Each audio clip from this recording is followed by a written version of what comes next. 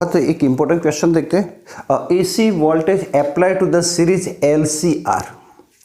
L means inductor, C means capacitor and the R is the resistor. इसके जो sequence है वो कोई इंपॉर्टेंट है, कोई सी एल आर भी बोल सकते हैं, आर सी एल भी बोल सकते हैं। तो this is the L C R circuit, R in the series. तो it's connect with the R L and the C, R connect the series. Here the AC supply V is equal to V M sine omega T, इसको V naught भी बोलते हैं। ये AC supply हमने दिया है, resistance R, capacitor C and the inductor L. Here the current I is passing through it, so current passing to the each component of the LCR circuit to be same। हर एक में से जो current pass होगा वो आई same होगा। अब यहाँ बात करते हैं कि हमने बात की थी आगे का AC voltage apply to the resistor. तो रेजिस्टर के अंदर हमने बात की थी कि करंट और वोल्टेज सेम होते हैं, तो I and V are in the same phase. इसके बाद बात करते हैं कैपेसिटर। तो आप जानते थे कि कैपेसिटर और हम करंट की बात करें तो कैपेसिटर के अंदर वोल्टेज और करंट के बीच में क्या होता है, तो वोल्टेज और करंट के बीच में आप देख सकते हैं कि V और L, तो क्या होगा, तो V लीड्स द I। मैंने एक सिंपल आपको तरीका बताया था कि इंडक्टर का सिंबल ऐसे है, कॉइल ऐसे होती है, कंडक्टिंग वायर, तो इसके अंदर करंट घूमेगा, तो करंट घूमेगा मतलब करंट पीछे हो जाएगा और वोल्टेज आगे होता है। Voltage lead current by pi by two. तो इसका सिंबल हम ऐसा कुछ लिख सकते हैं। इसके बाद एक हम कैपेसिटर की बात करें तो कैपेसिटर के अंदर क्या होगा, तो कैपेसिटर में करंट आगे होगा, तो I leads the V by pi by two, तो ये भी by pi by two leads करेगा। तो यहाँ तीनों की हमने बात की। अब सबके अंदर देखो करंट सेम है because they are the series connection. तो करंट सेम है तो हमें सिर्फ वोल्टेज की बात करनी है, तो वोल्टेज की वैल्यू क्या होगी और फेज डिफरेंस क्या होगा तीनों के बीच का। तो मैं ये इसका सिंबल मतलब हम सॉल्यूशन लाते हैं। एक बात यहाँ समझ लेते हैं, हमारी बुक के अंदर कई जगह पर प्योर वर्ड यूज किया है, प्योर इंडक्टर, प्योर कैपेसिटर। तो आप ऐसा समझो कि इंडक्टर हमने जो बनाया है वो कॉपर वायर का ही होता है जनरली, या किसी भी मटेरियल का होता है। तो उस इंडक्टर का रेजिस्टेंस हम यूज करेंगे पर वो मटेरियल का हम नहीं देखेंगे, तो मटेरियल के रेजिस्टेंस को हम निग्लेक्ट कर देंगे, तो यहाँ सिर्फ इंडक्टर के रेजिस्टेंस को ही कंसीडर करेंगे। उसी प्रकार कैपेसिटर जो है तो उसके रेजिस्टेंस को ही हम लेंगे और इसको हम बोलते हैं HC। पर जो मटेरियल में से बना है, जो मटेरियल है उसके रेजिस्टेंस को हम निग्लेक्ट करेंगे। मतलब यहाँ हमने जो चीज़ें ली है वो आइडियल इंडक्टर और आइडियल कैपेसिटर की बात है। तो यहाँ वही चीज़ को हम समझेंगे। ऐसे प्रैक्टिकल लाइफ के अंदर कोई आइडियल नहीं होता, पर यहाँ बहुत अच्छी तरह समझ है क्योंकि उनका रेजिस्टेंस थोड़ा बहुत होता है, इसको हम निग्लेक्ट कर दें क्योंकि उसकी कोई ज़्यादा इंपॉर्टेंस अंदर रहेगा नहीं। तो यहाँ पर बहुत यूज़ करते हैं। अब कई लोग बोलते हैं what is use of the LCR। तो LCR का यूज़ क्या है, तो generally LCR use in A communication system, और इसके अंदर आप पढ़ेंगे एम्पलीट्यूड मॉड्यूलेशन और फ्रीक्वेंसी मॉड्यूलेशन, हम बोलते हैं FM फ्रीक्वेंसी, इसके अंदर LCR सर्किट का यूज होता है। तो यह मॉड्यूलेशन के अंदर इसका यूज होता है, कम्युनिकेशन के अंदर सबसे ज़्यादा LCR सर्किट का यूज होता है। तो हम देखते हैं कि ये क्या होगा। तो यहाँ मैं तीनों के रिलेशन वाले एक फिगर ड्रॉ कर देता हूँ, तो आप थोड़ा सा ध्यान में रखिए।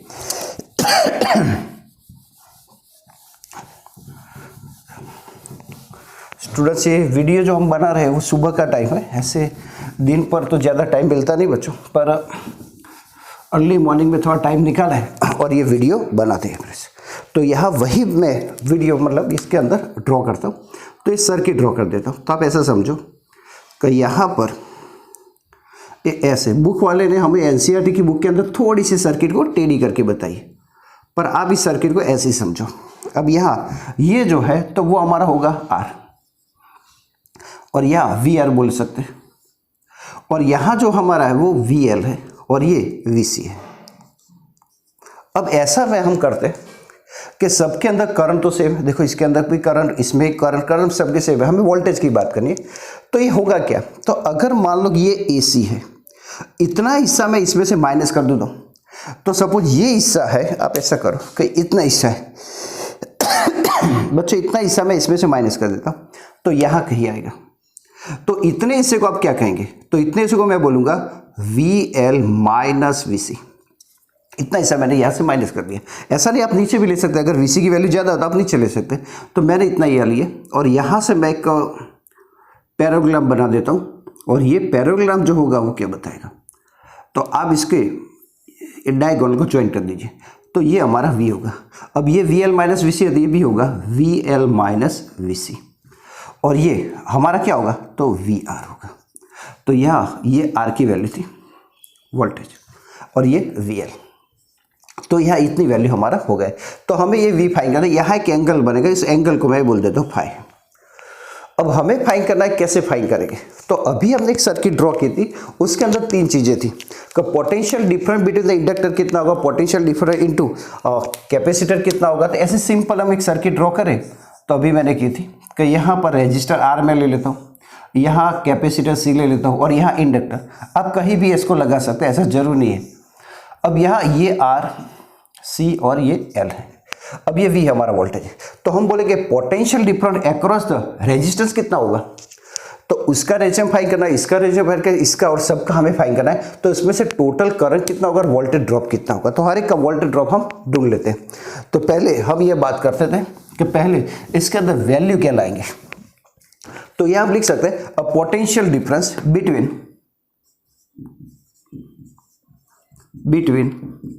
To ends of resistor R। तो आप ओम्स लॉ लगा दो, तो V is equal to IR होगा। तो ये R का है पोटेंशियल डिफरेंस। हम ऐसा लिखिए potential difference between two ends of inductor L ले लो। तो हम लिख सकते हैं VL is equal to current और उसका रेजिस्टेंस। तो हम जानते हैं कि इंडक्टर के रेजिस्टेंस को क्या बोलते हैं, इंडक्टिव रिएक्टेंस, या ऐसा बोल सकते हैं इंडक्टिव रिएक्टेंस XL। उसी प्रकार पोटेंशियल डिफरेंस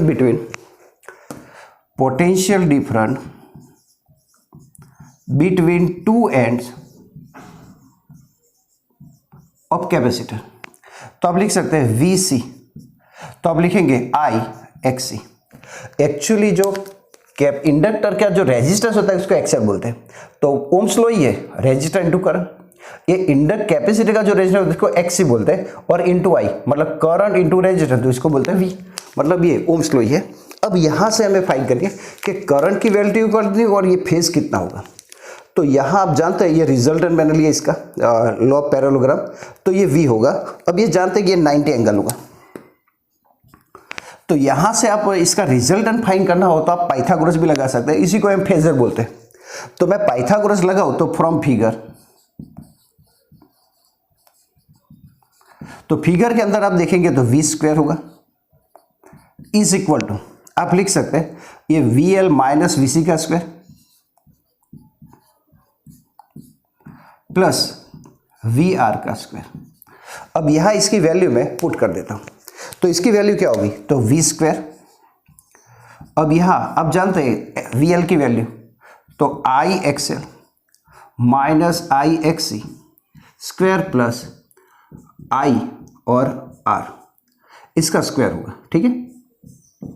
अब इसके अंदर से मैं कॉमन निकाल देता हूं, तो यहां देखो सब में I कॉमन है, तो मैं लिखता हूं कि V square is equal to I square common, तो बचेगा यह XL माइनस XC का स्क्वायर प्लस R का स्क्वायर। अब यहां से मैं स्क्वायर हटा देता हूं, तो हमारा कुछ आंसर ऐसे आएगा।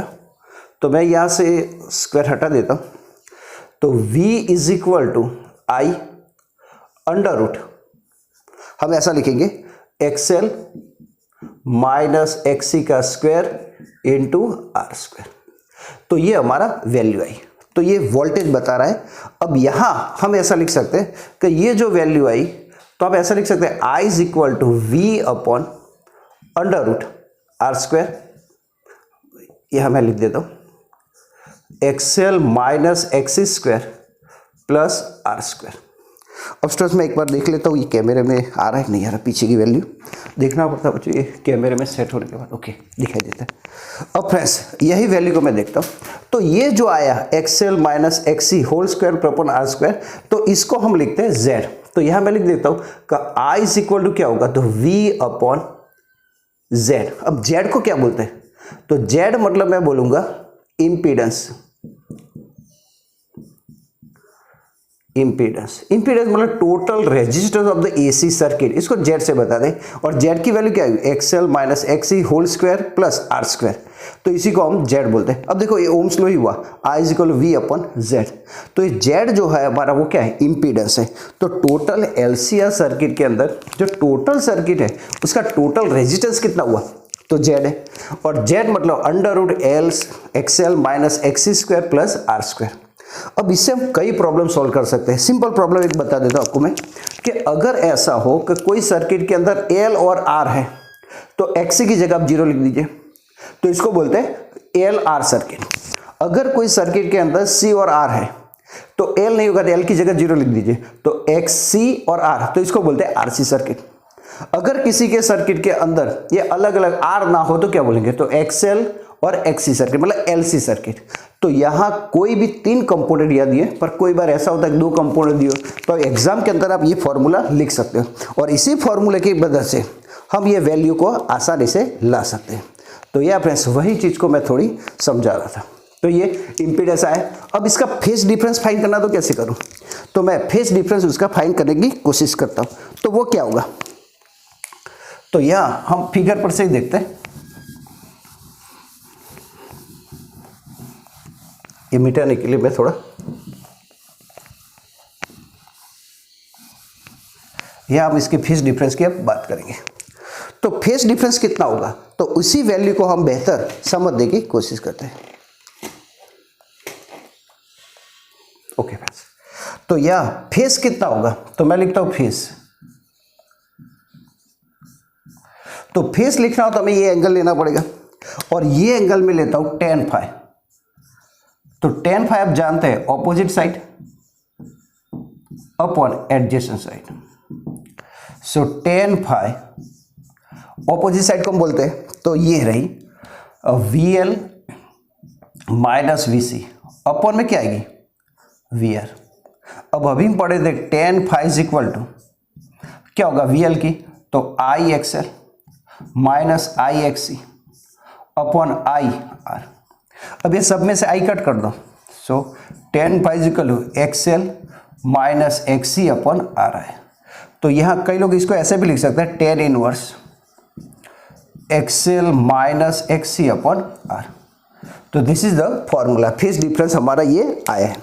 अब स्टूडेंट्स हम आगे की बात करें तो इसके अंदर VL ग्रेटर देन V होगा तो क्या होगा, तो यहाँ इसके लिए भी आप ऐसा कह सकते हैं कि अगर इसी फॉर्मूले के अंदर कई बार ऐसा भी होता है कि if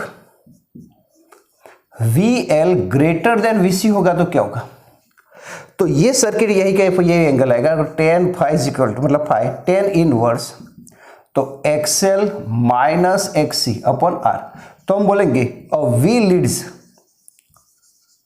I by theta by phi, मतलब V I को लीड करेगा बाय फाइ। पर ऐसा भी हो सकता है, ये अपने केसेस देख रहे हैं। और दूसरा केसेस हमें ऐसा लगता है कि if VC greater than VL हो तो क्या होगा, तो फाइ is equal to tan inverse, ये इंटरचेंज हो जाएगा XC माइनस XL हो जाएगा अपॉन R। तब हम लिखेंगे I leads V by phi. तो यह फ्रेंड्स हमने ये फेज डिफरेंस की बात की और करंट की वैल्यू का फॉर्मूला लाए। तो एग्जाम में कई बार ऐसा भी पूछता है कि explain the AC voltage applying to the series LCR and derive the formula of current at phase difference. तो करंट का फॉर्मूला हम लाए थे I is equal to V upon Z। तो Z बताया था, उसके बाद फेज डिफरेंस ये हमने लाया है। इसका यूज आप जानते हैं बच्चों, कई इसका यूज होता है जनरली कम्युनिकेशन के अंदर। तो यह फ्रेंड्स आज के लिए हम इतने ही बात करते हैं। आगे बच्चों हम बात करेंगे, एक नए पॉइंट के साथ मिलेंगे। तब तक thank you very much, have a good day.